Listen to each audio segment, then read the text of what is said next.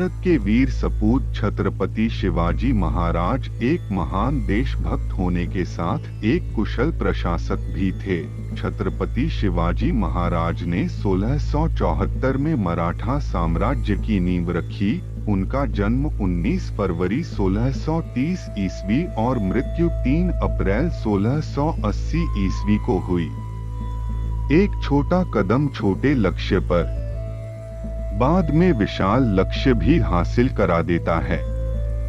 जब हौसले बुलंद हो तो पहाड़ भी एक मिट्टी का ढेर लगता है। शत्रु को कमजोर न समझो तो अत्यधिक बलिष्ठ समझकर डरना भी नहीं चाहिए।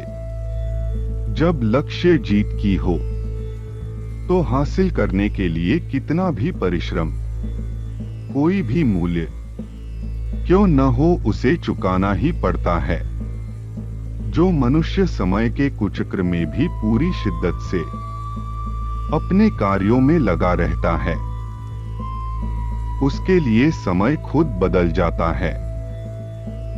कोई भी कार्य करने से पहले उसका परिणाम सोच लेना हितकर होता है, क्योंकि हमारी आने वाली पीढ़ी उसी का अनुसरण करती है।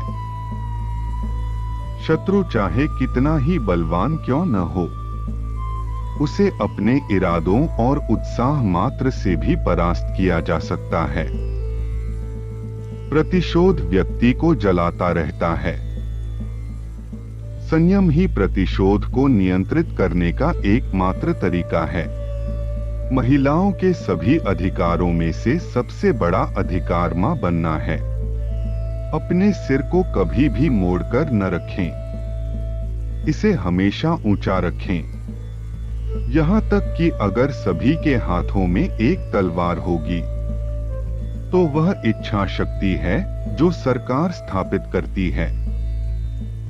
स्वतंत्रता एक वरदान है जिसे प्राप्त करने का अधिकार सभी को है। आत्मविश्वास शक्ति प्रदान करता है और शक्ति ज्ञान प्रदान करती है। ज्ञान स्थिरता प्रदान करता है और स्थिरता जीत की ओर ले जाती है।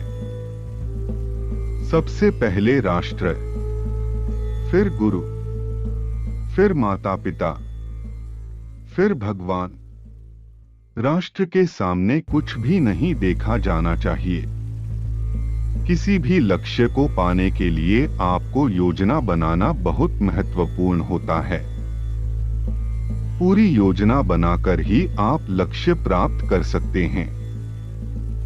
यदि मनुष्य के पास आत्मबल और हौसला है तो वो पूरे संसार पर विजय पताका लहरा सकता है।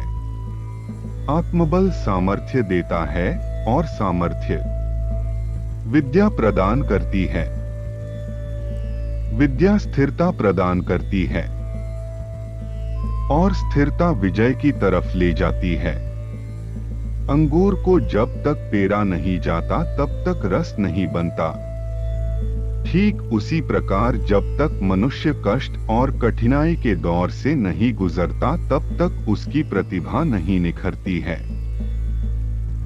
एक पुरुषार्थी भी एक तेजस्वी विद्वान के सामने झुकता है, क्योंकि पुरुषार्थ भी विद्या से ही आती है। उत्साह मनुष्य की ताकत, संयम और अडिगता होती है। जब सबका कल्याण मनुष्य का लक्ष्य होगा तो कीर्ति उसका फल होगा और वही व्यक्ति पूरे विश्व पर राज कर सकता है। जो धर्म, सत्य, श्रेष्ठता और परमेश्वर के सामने झुकता है उसका आदर समस्त संसार करता है। जब पेड़ इतना दयालु हो सकता है कि पत्थर मारने पर फल देता है तो एक राजा होने के नाते तो मुझे उस पेड़ से भी अधिक दयालु और सबका हितैषी होना चाहिए। जरूरी नहीं कि दुश्मन से लड़कर ही जीत हासिल की जाए, बल्कि कूटनीति द्वारा बिना उससे लड़े भी जीत हासिल किया जा सकता है।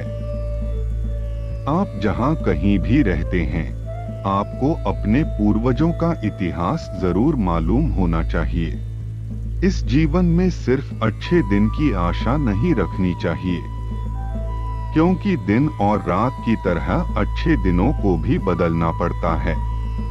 एक सफल मनुष्य अपने कर्तव्य की पराकाष्ठा के लिए संपूर्ण मानव जाति की चुनौती स्वीकार कर लेता है।